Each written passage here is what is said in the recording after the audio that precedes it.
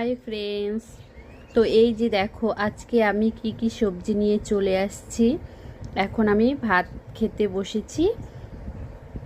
তো এই যে দেখতে পাচ্ছ ভাত, তারপরে এখানে আছে কাঁঠাল আলু দিয়ে একটা মাখা মাখা করেছি ভাজা টাইপের। আর এখানে দেশি মুরগির ডিম সিদ্ধ ভেজেছি। ঠিক আছে, এই যে দেখো দেশি মুরগির ডিম খেতে কিন্তু অনেক ভালো।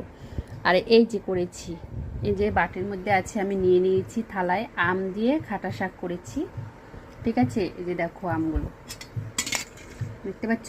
আমার কিন্তু ভীষণ ভালো লাগে আম দিয়ে খাটা শাক খেতে, এই যে দারুণ খেতে ভালো লাগে। এই গরমের মধ্যে এই সবজিটা পেলে আমার আর কিচ্ছু লাগবে না। তো আমি এখানে আমের আটিটা নিয়ে নিয়েছি।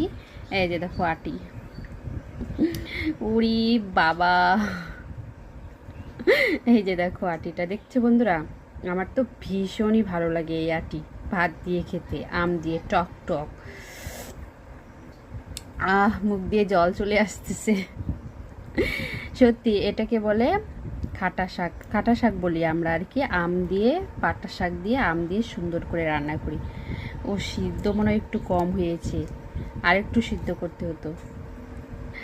টক হবে মনে হয় প্রচুর।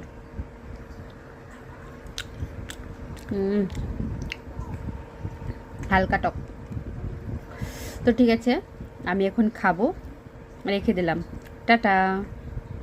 আর এই আম দিয়ে খাটা শাক কে কে খেয়েছো আমাকে অবশ্যই কমেন্টে জানিও। ঠিক আছে, রাখলাম।